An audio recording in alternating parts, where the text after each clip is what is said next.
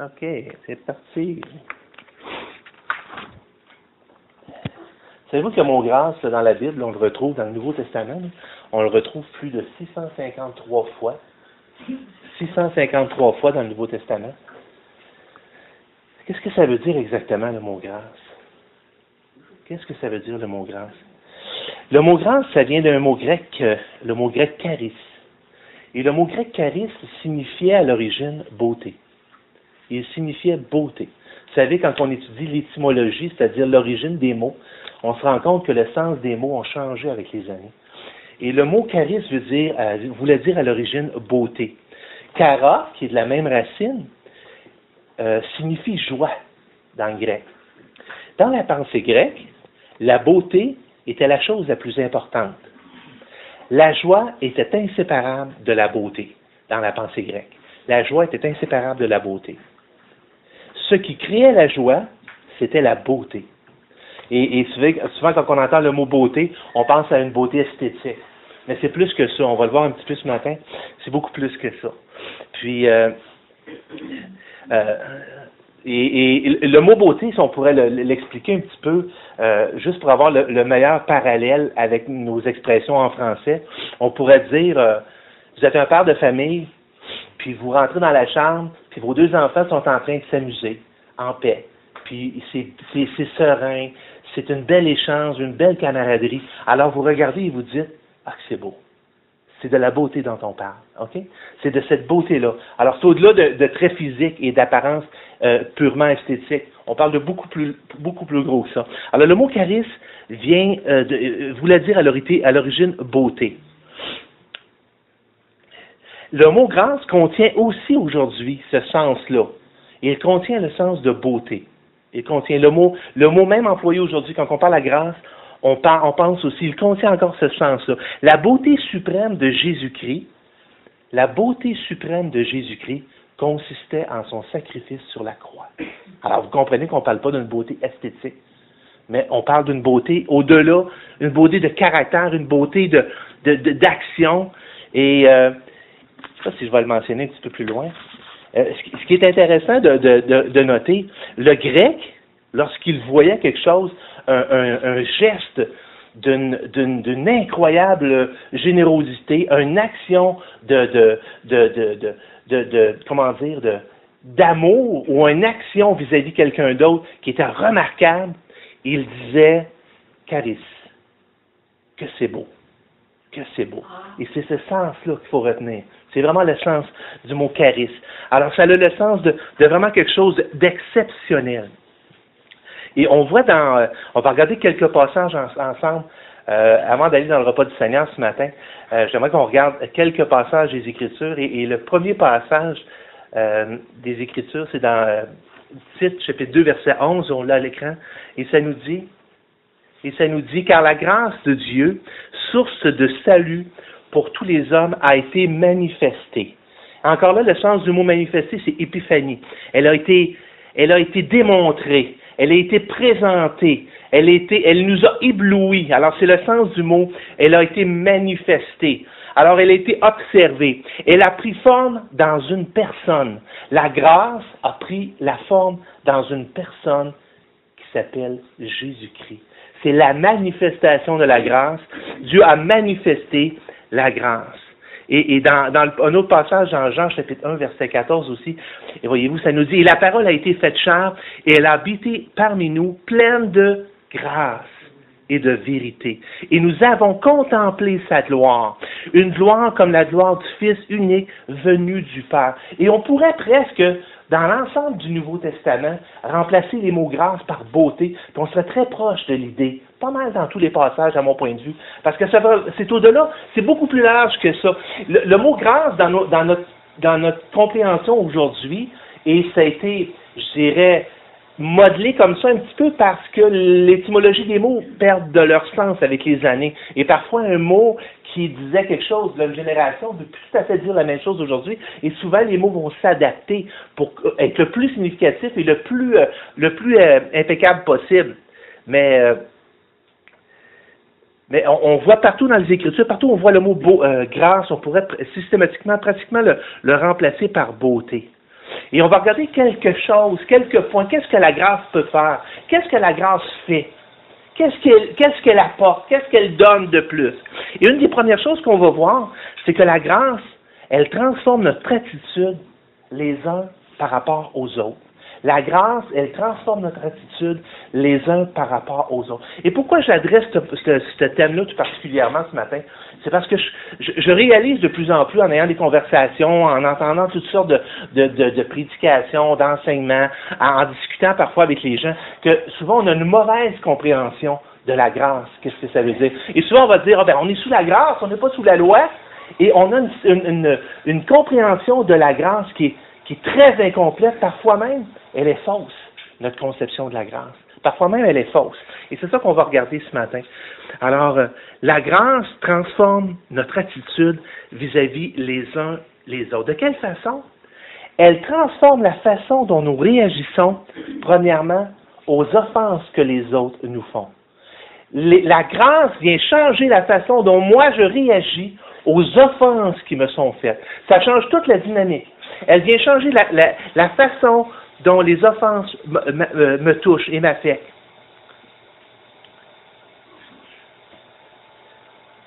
Et on a un exemple dans les Écritures là-dessus, un peu pour soulever ce point-là. Et dans Matthieu 18, 23 à 35, c'est un long texte, je vais vous le lire. C'est pourquoi le royaume de Dieu est semblable à un roi qui voulut faire rendre compte à ses serviteurs. Quand il se mit à compter, on lui amena un qui devait 10 000 talents.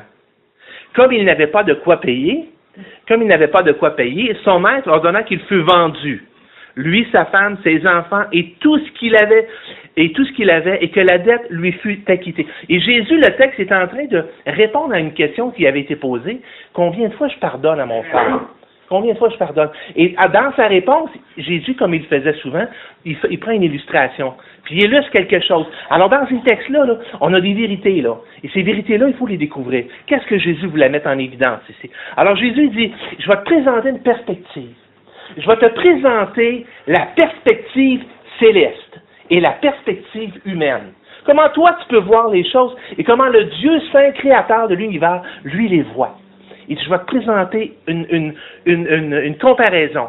Alors, le premier serviteur ici, là, celui qui était endetté vis-à-vis le maître, ça nous dit au verset 26, le serviteur se jetant à terre, se prosterna devant lui et lui dit, Seigneur, aie patience envers moi et je te paierai tout.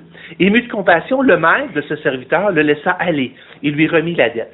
Et ici, là, c'est important. Il y a des détails dans ce passage-là qui sont très importants, vous connaissez probablement. Mais quand on parle de 10 000 talents, moi, si je fais la conversion aujourd'hui en dollars canadiens, là, on parle d'à peu près 300 millions de dollars. OK? Ça, il y a deux dettes dans ça. Il y a la dette que le serviteur, qu'un autre serviteur lui devait, puis il y a la dette que lui est endetté vis-à-vis de Dieu. Il y a deux dettes dans ça. La première dette, c'est la dette vis-à-vis le maître. Et ça, là, qu'est-ce que ça représente? Ça représente nous autres. C'est nous autres dans la première partie. Dans la première partie, c'est la dette que vous et moi, nous avons devant Dieu. Nous avons devant Dieu. Et c'est ce qui est présenté ici. Alors, cette dette était l'accumulation de nos péchés devant Dieu. Et pourquoi notre dette est-elle si élevée? Pourquoi elle est si élevée? Pour plusieurs raisons, mais juste vous en dire une. C'est que la Bible nous enseigne que tout péché est premièrement commis contre Dieu. Ça veut dire que je blesse mon frère, je pêche contre Dieu.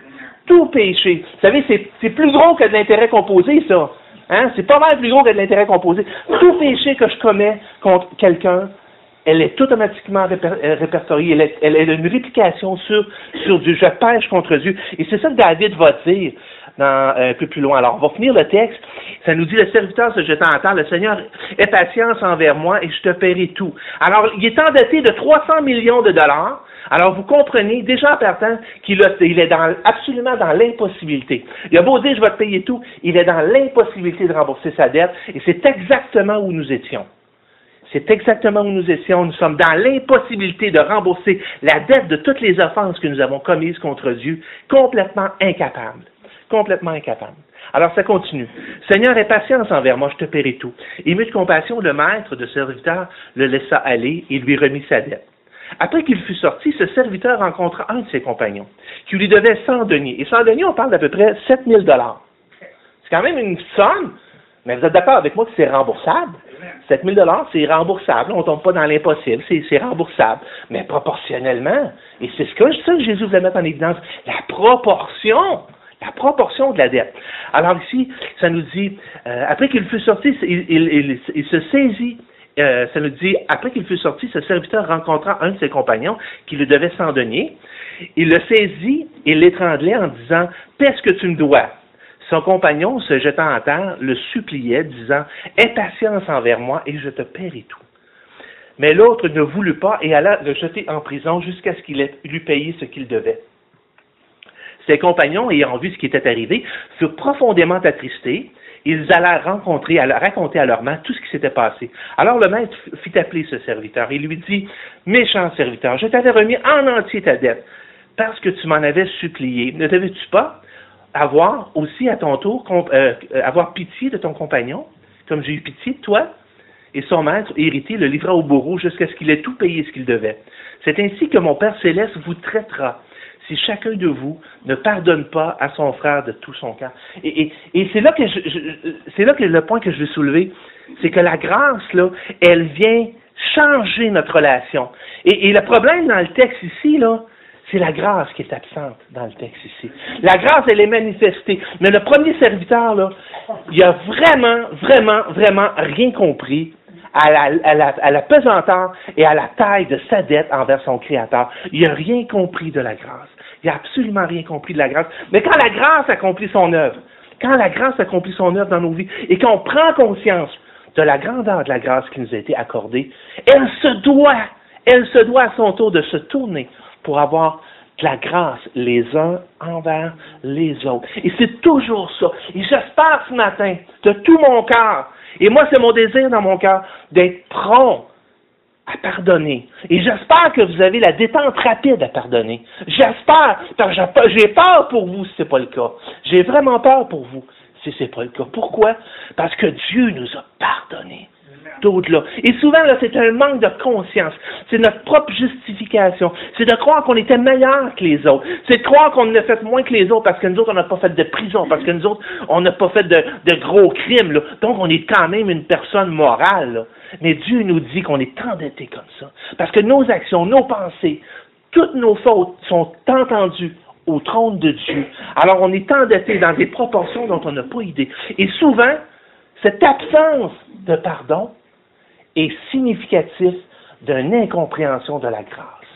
C'est significatif quand vous dites, moi, là, avant de pardonner, là, où je médite un peu, là, puis je vais dire, là, je vais le laisser périr, je vais le laisser tourner un petit peu dans son jus, là, un peu, puis peut-être dans 2-3 jours, là, mais que ça revienne. Ça, c'est un problème incroyable de compréhension de la grâce qui m'a été faite.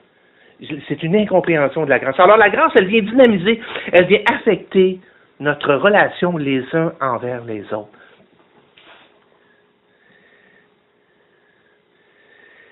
Voici dans le psaume 51:6, c'est là que David va dire « J'ai péché contre toi seul ». Alors David, dans le psaume 51, là, vous connaissez tout le contexte, commis l'adultère avec Bathsheba, il a fait tuer Uri, son mari, pour coucher avec elle. Et vraiment, là, c'était grave, là. Mais il dit « J'ai péché contre toi seul ». Pourquoi il dit ça? Pourquoi il dit « J'ai péché contre toi seul ». Parce que tout péché est dirigé contre Dieu. Et c'est pour ça que notre dette est immense. Notre dette de péché, elle est immense selon Dieu. Et on a besoin de bénéficier de la grâce de Dieu sur notre vie. On a besoin de bénéficier de la grâce de Dieu.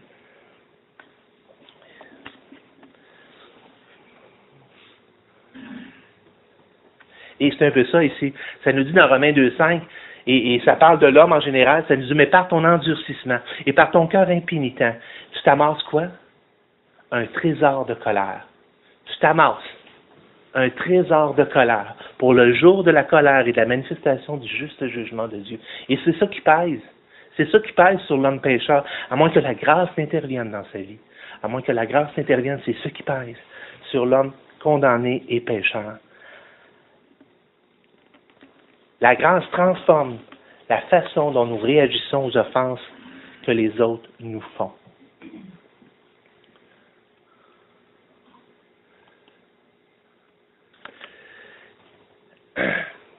elle change notre relation vis-à-vis des autres. Elle change notre façon d'agir par rapport aux autres. Et c'est pour ça que Paul va dire dans Colossiens 4:6, il dit que votre parole soit toujours accompagnée de grâce, assaisonnée de sel, afin que vous sachiez. Alors, c'est les deux ingrédients qu'il faut tout le temps avoir avec nous. Ces deux ingrédients-là, là, la grâce assaisonnée de sel. Pourquoi? Parce qu'en ayant ça, on va savoir comment répondre. Ce sont les éléments qui nous permettent. Et vous allez savoir comment il faut répondre à chacun. Rajoutez ça. Et gardez dans votre concept, on se souvient, gardez l'idée de la grâce, de la beauté. De la grâce, de la beauté. Alors, quand je m'entretiens, quand j'échange, quand je reprends un frère, est-ce que quelqu'un en retrait peut me regarder et dire hey, « C'est-tu beau, hein? C'est-tu gracieux? C'est-tu beau? » C'est ça le sens du mot grâce. C'est ça le sens du mot grâce. Alors que vous sachiez comment il faut répondre. Et intéressant, dans Jean chapitre 1, verset 14, ça nous a dit, on l'a lu tout à l'heure, que la parole a été faite chair, elle a été habitée par nous, pleine de grâce et de vérité. Alors la grâce n'est pas un compromis pour la vérité. La grâce, elle est dans la vérité. Alors, pleine de grâce et de vérité. Alors, notre intervention, nos échanges en nous, ils sont là, dans la grâce et dans la vérité. Alors, la vérité sans la grâce, c'est le légalisme. C'est de blesser délibérément les autres. Mais la grâce sans vérité, c'est l'hérésie, c'est le mensonge. C'est juste, vous comprenez? Alors, il y a cette balance-là entre la vérité et la grâce dans notre vie, dans tout qui doit transparaître, qui doit respirer à travers toutes nos relations les uns avec les autres. La grâce modifie la façon dont nous traitons nos frères et nos sœurs dans la foi. C'est le passage qu'on vient de voir. Hein? On voit la grâce et la vérité. On voit la grâce assaisonnée de sel. Et non seulement cela, mais la grâce modifie surtout et principalement notre regard sur le monde. La grâce devrait modifier notre regard sur le monde. Et pourquoi je dis ça? Et je ne sais pas ce matin comment vous vous situez par rapport. Souvent quand on est au Seigneur depuis un bout de temps, on parle, je parle pour moi principalement, c'est facile de perdre de vue, de regarder ta vie, là, puis de regarder les autres, là, puis de dire, moi je suis pas mal meilleur que lui, là. Puis, hey, change pas comme lui, là. Hey, tu vu tel chrétien, ça n'a pas d'allure sa vie. Ou tel, où je regarde le monde simplement, hey, as-tu vu, hey. Puis il y a comme une propre justice dans ça. Il y a comme une valorisation, il y a comme une glorification de ce que nous sommes. Et dans le texte de Luc 18:11, on a ces deux personnages-là. On a un pharisien qui est debout et qui dit à Dieu, je te rends grâce de ce que je ne suis pas comme le reste des hommes qui sont ravisseurs, injustes, adultères, puis même comme ce publicain là-bas. Je suis pas comme lui, Seigneur. Mais il y a un gros problème. Il est tout complètement dans son attitude. Notre regard sur le monde, la grâce devrait le transformer, elle devrait le changer. Et j'espère que la grâce fait ça dans ta vie. J'espère qu'elle fait ça dans ta vie. J'espère que ton regard sur le monde n'est pas devenu un regard de critique, un regard de mépris pour le monde. J'espère que ton attitude n'est pas devenue comme ça. J'espère que toi, tu ne te vois pas comme un propre juste et tu regardes le monde. Ah, le monde, ils ont-tu pas d'allure? Ah, le monde, ils ont-tu... Le monde, sont-ils comme... Est-ce que c'est l'attitude qui domine dans mon cœur?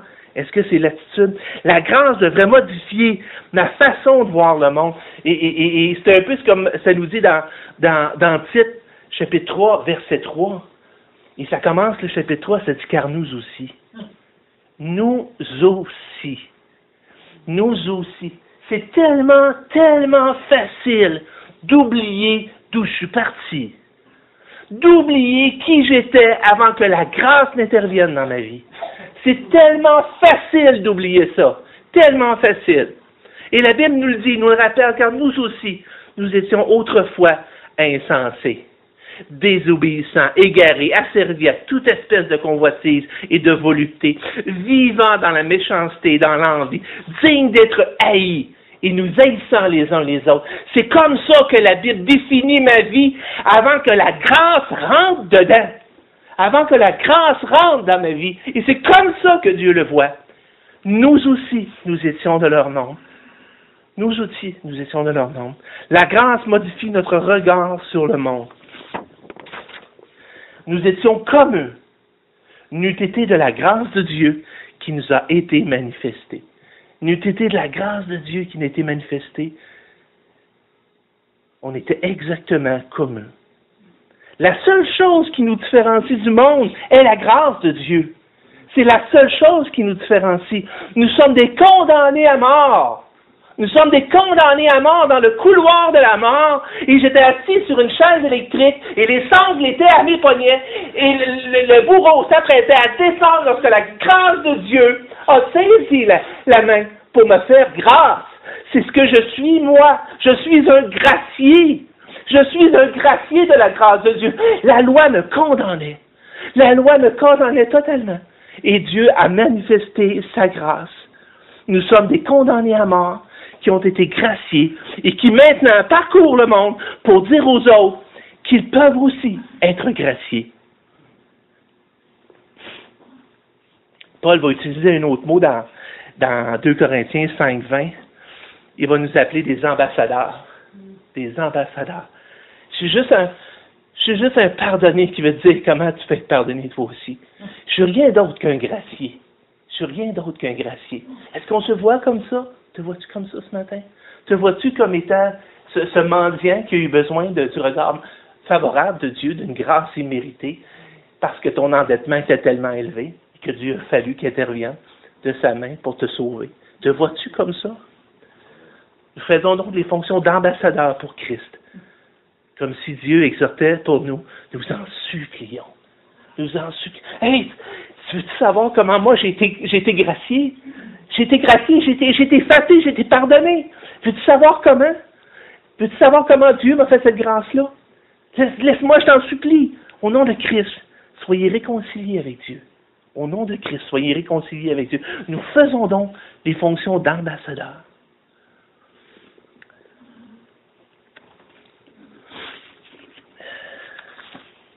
La grâce est la plus puissante motivation que nous ayons lorsqu'elle est bien comprise.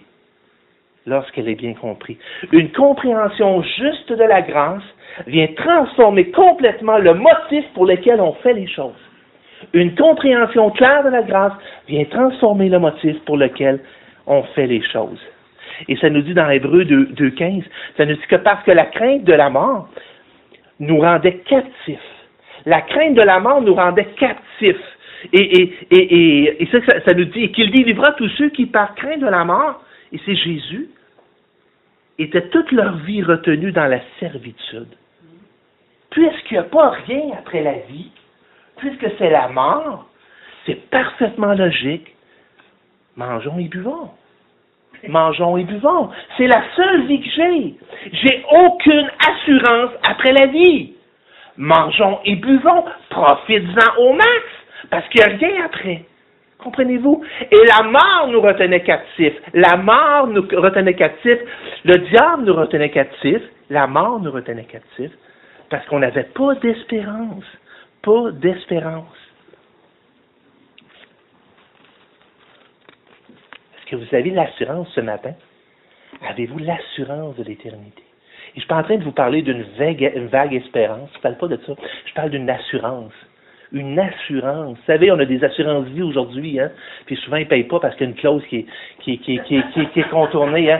Mais je ne vous parle pas de ce genre d'assurance-là. Je vous parle d'une assurance sur l'éternité. Avez-vous la pleine assurance ce matin que si vous mourrez aujourd'hui, vous êtes dans la gloire éternelle? Avez-vous cette pleine assurance ce matin? Avez-vous cette pleine assurance? La grâce de Dieu vient changer totalement notre rapport avec la parole de Dieu. Et c'est là que ça se corse. Et c'est là que ça se corse. Et c'est là que la grâce est mal comprise. La grâce, elle était très, très mal comprise. Et souvent, on va dire, si on est sous la grâce, on n'est plus sujet à suivre des règles. On n'est plus sujet à suivre les commandements de la parole de Dieu. On n'est plus sujet à... non, on est sous la grâce. La grâce couvre tout. Alors, j'ai plus besoin d'être soumis à Dieu ou de suivre la Bible ou d'étudier la Bible puis de conformer ma vie à l'enseignement des Écritures. Non, on est sous la grâce. C'est une mauvaise conception de la grâce. La grâce, ce n'est pas ça. La grâce, c'est la beauté de Christ, mort à la croix pour mes fautes. Et la grâce qu'elle fait, entre autres, elle change complètement Elle change complètement mon rapport avec la parole de Dieu. Elle change complètement. Certains comprennent la grâce comme si nous devions plus nous soumettre à la parole de Dieu, que nous ne sommes plus tenus de suivre des directives quelconques. Regardez ce que Jésus dit dans Matthieu 5, 19. C'est Jésus qui parle. Celui donc, qui supprimera l'un de ces petits commandements et qui enseignera aux autres à faire de même, sera appelé le plus petit dans le royaume de Dieu. Sera appelé le plus petit dans le royaume des cieux. Mais celui qui les observera et qui enseignera à les observer, celui-là sera appelé grand dans le royaume de Dieu. Ah, je pensais moi qu'il n'y avait plus de règles en tant que chrétien, on n'avait plus de commandements à suivre, on n'avait plus. Ben non, on est sous la grâce, on baigne dans la grâce. Hein, baigne dans la grâce, on appelle la grâce bon marché, hein, et que Dieu va, dans le fond, je suis sous la grâce, fait que Dieu va tout effacer, et puis l'apôtre Paul va loin dans Romains. Il dit quoi donc? Pécherions-nous afin que la grâce abonde? Parce qu'on était tellement dans le péché que Dieu a sollicité une grâce de Dieu pour effacer. Fait que je vais commettre des péchés, il va y avoir encore plus de grâce. Hein? Est-ce que c'est ça que ça veut dire? Est-ce que c'est ça que ça veut dire? La grâce de Dieu vient changer totalement mon rapport avec la parole de Dieu. Dans le passage qu'on regardait ce matin, là, passage, on ne lira pas tout le texte, je vais vous faire grâce de ça. Ben, au centre même de ce passage-là, ça nous dit, le passage dans le titre qu'on a lu tout à l'heure dans le titre 3.3, qui nous dit que la grâce de Dieu a été manifestée. Au centre de ça, on a une série d'enseignements dans le même contexte. Exactement dans le même passage, une série d'exhortations et d'enseignements. J'en soulève juste quelques-unes. Renoncer à l'impiété, renoncer aux convoitises mondaines, vivre selon le sexe présent, selon la sagesse, la justice, la piété. Ah, la liste est longue. En attendant la bienheureuse espérance, Dieu nous appelle à ça dans le cœur de la grâce même. Paul a écrit à Timothée, et si j'étais à l'époque apostolique ce matin, je rouvrirais la lettre de l'apôtre Paul et je lirais quoi? Je lirais pour toi. Dis les choses qui sont conformes à la sainte doctrine. Enseigne ça. Enseigne qu'il faut être sobre, honnête, modéré, saint dans la foi, dans la charité, dans la patience. Dis que les femmes âgées doivent aussi avoir l'extérieur qui convient à la sainteté. Et il va donner une liste de choses. Est-ce que parce que je suis sous la grâce, je suis soustrait aux instructions de la parole de Dieu sur la façon dont je vais vivre? Savez-vous ce qui change quand on est sous la grâce? C'est la motivation fondamentale pour laquelle je fais les choses dorénavant. Je n'ai fait plus pour la même motivation. Je n'ai fait plus pour la même motivation. Et c'est ce qui change. Dans le passage qu'on voit, on voit premièrement que le passage dans le titre 3 nous enseigne que la grâce, elle enseigne. La grâce, elle est un professeur. La grâce, elle veut nous enseigner des choses. Et c'est ce que ça dit ici. Elle nous enseigne. Elle nous enseigne. Quand on voit la grâce, là, elle doit nous enseigner des choses. Alors, la grâce nous enseigne. On l'a vu renoncer l'impiété, la sagesse, la justice. Elle nous enseigne une série de choses, la grâce.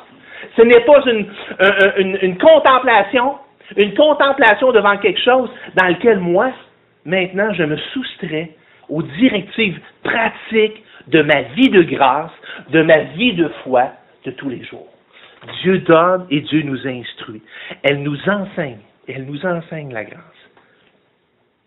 N'est-ce pas significatif que le contexte même où Dieu nous parle de la grâce, dans Tite, chapitre 2 et 3, qu'il nous donne des instructions sur quel genre de vie de grâce on devrait vivre? C'est pas significatif au centre même.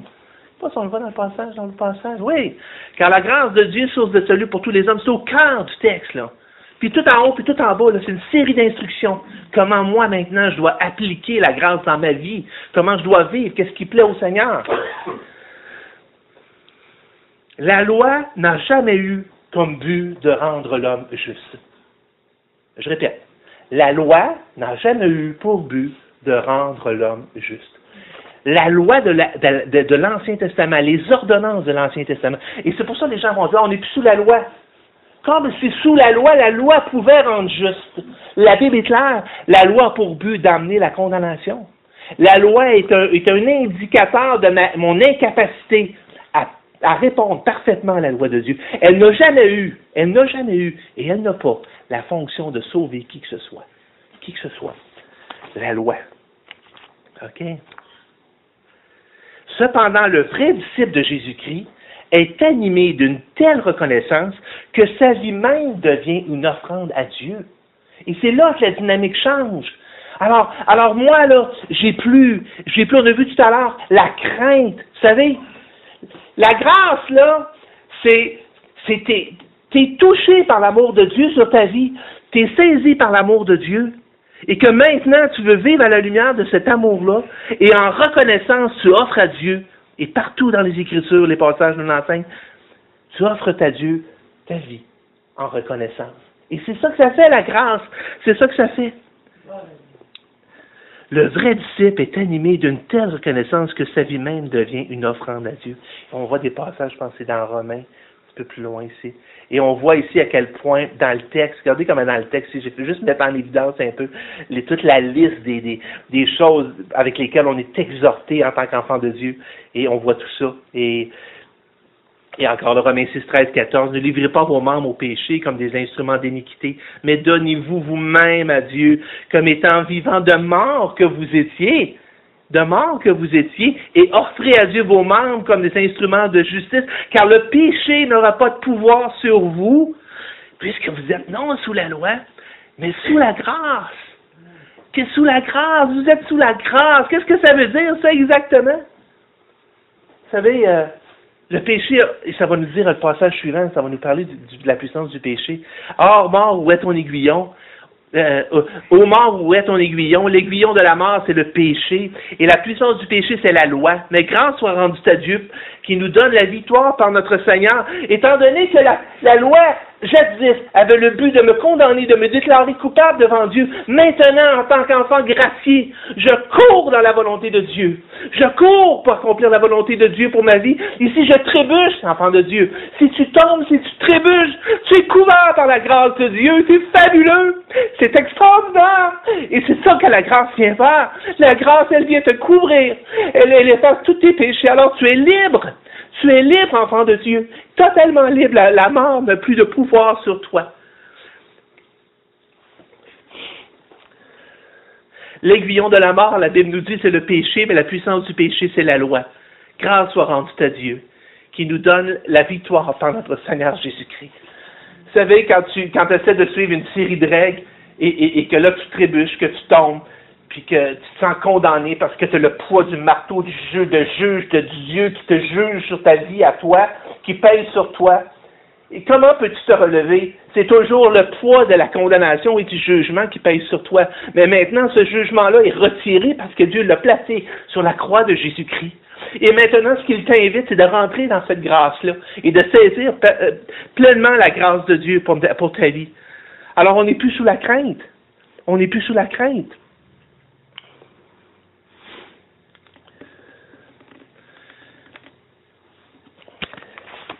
Si tu as compris et expérimenté la grâce de Dieu, ton désir le plus profond sera que ta vie entière devienne un acte de reconnaissance.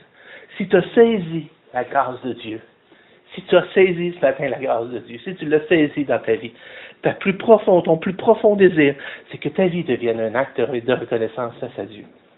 Tu voudras connaître ce qui plaît à Dieu en le cherchant de tout ton cœur, dans sa parole. Dans sa parole.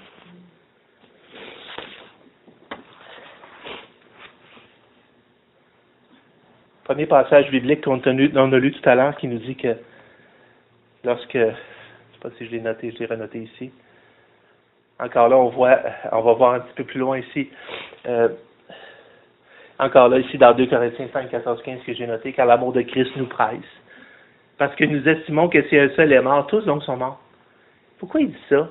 Pourquoi il dit ça, si un seul est mort, tous donc sont morts? C'est parce que la doctrine du salut, c'est que Jésus, en mourant pour mes péchés, je suis mort avec lui. Je suis mort avec lui. En lui, j'ai subi la condamnation de mes péchés. Je suis mort. Et c'est pour ça qu'il dit, car l'amour de Christ nous presse, parce que nous estimons que c'est un seul, tous donc sont morts. Et qu'il est mort pour tous, afin que ceux qui vivent ne vivent plus pour eux-mêmes, mais pour celui qui est mort et ressuscité pour eux. qu'il est mort et ressuscité pour eux. Juste en conclusion, quelle action devons-nous prendre aujourd'hui, ce matin, face à la grâce de Dieu? Quelle action est-ce que je dois prendre?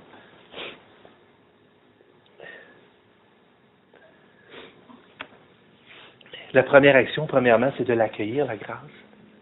C'est de l'accueillir, la grâce. Hein, dans Jean, chapitre 1, ça nous dit, Jésus est venu chez les siens. Hein? Il est venu chez les siens. Les siens n'ont pas reçu. OK? Mais à tous ceux qui l'ont reçu. Fais-tu partie ce matin de ceux qui l'ont reçu? J'espère que tu as reçu la grâce de Dieu. J'espère que tu as l'assurance de l'éternité. J'espère qu'un jour, tu peux mettre une croix et te dire, cette journée-là, j'ai renoncé à ma vie et j'ai accepté la grâce de Dieu. Comment ça se voit dans ta vie? C'est simple. Premièrement, tu n'as plus de crainte de la mort. Dieu vient combler cette crainte-là de la mort parce que le jugement est enlevé. Et la porte de la mort, là, tu dis, comment, Denis, tu fais pour croire ça? C'est une conviction que le Saint-Esprit vient déposer dans ton cœur. L'Esprit lui-même atteste à notre esprit que nous sommes enfants de Dieu. Dieu vient le confirmer dans ton cœur à toi que ta place, elle est réservée. Je m'en vais préparer une place et quand je serai prêt, je viendrai vous chercher avec moi. Dieu nous confirme ça par l'action du Saint-Esprit. Mais il faut le recevoir. Il faut recevoir la grâce pour ma vie. Dieu n'a pas donné sa vie pour l'humanité. Et tout le monde va au ciel. Comprenez? Jésus a donné sa vie, mais il faut recevoir sur une base personnelle. Et c'est pour ça que ça dit à tous ceux qui l'ont reçu. Puis après ça dit comment? À ceux qui croient en son nom. Elle a donné le pouvoir de devenir... Ah, je pensais que tout le monde était des enfants de Dieu sur la terre. Non, non, non. Non, non, non. C'est quand tu reçois Jésus comme ton sauveur que tu renonces à ta propre justice. Tu penses que tu es une bonne personne, tu penses que tu es une bonne personne, tu as fait assez de bien dans ta vie, ton bien va peser probablement autant que ou plus que ton mal. Fait que si ton bien pèse plus, sûrement que Dieu va te laisser rentrer au ciel. Ça, c'est de la propre justice, tu n'as pas compris le salut. Ça ferait 10 ans que tu serais à l'église, tu n'aurais rien compris au salut. Tu n'auras pas compris le salut. Le salut, c'est la grâce de Dieu. Le salut, c'est immérité. Le salut, c'est pas appuyé sur quoi que ce soit que moi j'ai fait. Mais c'est quelqu'un d'autre qui a fait quelque chose à ma place. Et par la foi, je renonce à ma propre justice et je réclame la justice et le cadeau gratuit que Dieu veut m'offrir à ceux qui l'ont reçu.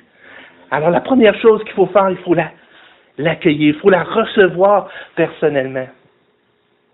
Une autre chose qu'il faut faire face à la grâce de Dieu, c'est veiller à ce que personne ne s'en prise. Veillez, c'est ce que ça nous dit dans l'autre passage ici. Recherchez la paix avec tous et la sanctification sans laquelle personne ne verra le Seigneur. Veillez à ce que nul ne se prive de la grâce de Dieu. Et là, c'est intéressant parce qu'il va dire, et qu'aucune racine d'amertume. Alors, la grâce dont il est question, c'est la grâce relationnelle entre nous, enfants de Dieu, là. Que nul ne se prive de la grâce de Dieu, là. Parce que si on se prive de la grâce de Dieu, qu'est-ce qui va se passer dans l'église du rocher vivant? Il va sortir des rejetons, ça va produire du trouble, puis plusieurs vont en être infectés. Alors il nous faut, nous, vivre la grâce, il nous faut communiquer la grâce, il faut s'assurer que personne ne se prive de cette grâce de Dieu, là. De cette beauté. De cette beauté. Une autre chose qu'il faut faire face à la grâce, c'est il faut se poser la question, est-ce que la grâce pour ma vie, est-ce qu'elle a été vaine? Est-ce que la grâce a été vaine pour ma vie? Est-ce que la grâce a eu un impact sur ma vie? J'examine ma vie ce matin. Est-ce que la grâce a eu un impact? Et c'est ça que ça va dire ici. Puisque nous travaillons avec Dieu, nous vous exhortons à ne pas recevoir la grâce de Dieu en vain, dans 2 Corinthiens 6:1. En vain. La grâce a bon marché. Ah, je prends ça. Ah, comme une belle table de buffet, là. Je remplis mon cabaret, là, puis je prends un petit peu là, un petit peu là. Ah, je pense que ça va m'aider. Il va plus de chance d'aller au ciel avec ça. On va rajouter ça dans le cabaret. Je pense. La grâce, elle n'a aucun impact sur ma vie. Elle n'a aucun impact sur ma vie. Est-ce que je reçois la grâce de Dieu en vain? En vain? Par la grâce de Dieu, l'apôtre Paul, il dit, et c'est beau, hein? Et c'est tellement beau. Par la grâce de Dieu, je suis ce que je suis. Pas de bretelles à me péter, pas en tout. Quand Dieu m'a ramassé sur la route de Damas, moi là, je montais pour tuer les bien-aimés de Dieu. J'étais à guerre contre les bien-aimés de Dieu. Et Dieu est obligé de me dire, Paul, Saul, pour être dur de régimber contre les aiguillons, Paul, Saul, c'est contre moi que tu te bats, là. C'est moi que tu attaques quand tu tues les chrétiens. Et c'est à moi que tu touches. Et c'est ce gars-là que Dieu a ramassé. sur une route, en route, vers un meurtrier. Et Paul dit ici, par la grâce de Dieu, je suis ce que je suis. Et c'est pas une fausse humilité, là. Et sa grâce envers moi, elle n'a pas été vaine. Loin de là. Loin de là. Qu'est-ce qu'elle a fait, la grâce? J'ai travaillé plus que tous. Ah, je pensais que moi, que le salut par grâce, après ça, tu vis une vie de péché, puis tout est beau, là. Qu'est-ce qu'il dit, Paul, ici? La grâce n'a pas été vaine pour ma vie. Elle a eu son impact dans ma vie. Loin de là, j'ai travaillé plus que tous. Non pas moi, toutefois, encore là, mais la grâce de Dieu qui est avec moi. La grâce de Dieu qui est agissante en moi. Est-ce que j'annonce cette grâce? Est-ce que je partage cette grâce? Est-ce que je la communique, cette grâce-là, autour de moi? Et finalement, est-ce qu'en tant qu'enfant de Dieu, est-ce que je me précipite au trône de la grâce? Est-ce que je me précipite au trône de la grâce? Hein? Dans mes besoins. Prochaine donc, avec ce silence du trône, c'est beau, hein? Du trône de la grâce. Le trône de la grâce. Afin d'obtenir miséricorde et de trouver grâce pour être secourus dans nos besoins. Approchons-nous. Alors, ce matin, est-ce que la grâce, est-ce que tu as saisi la grâce ce matin? Est-ce que tu as compris la grâce? Est-ce que ce matin, ta vie, un jour, tu peux mettre une date sur le calendrier, puis dire, cette journée-là, j'ai abandonné ma vie. J'ai renoncé à ma justice pour placer toute ma confiance dans le Christ qui l'a payé à ma place. Et par la foi, j'ai cru que Christ était mort et que mon salut était assuré. Est-ce que tu es capable? Si tu n'es pas capable de le faire ce matin, tu as un problème. Tu as vraiment un gros problème parce que tu n'as pas saisi le salut de la grâce en Jésus-Christ. Et c'est important et crucial et urgent que tu t'arrêtes. Que tu t'arrêtes. Ce matin, on va rompre le repas du Seigneur ensemble. Puis qu'est-ce qu'on va faire? On va se souvenir de la grâce. On va se souvenir de la grâce. Je vais me souvenir qu'un mois de décembre 81, un petit jeune tout croche, les cheveux tout croche, une vie complètement tout croche, bourré de péché, complètement perdu, Jésus a tendu la main vers moi. C'est ça que je vais faire. Là. C'est ça qu'on va faire ce matin. C'est ça qu'on fait pour le repas du Seigneur. On se rappelle ça, ensemble. Jusqu'à quand? La Bible est claire.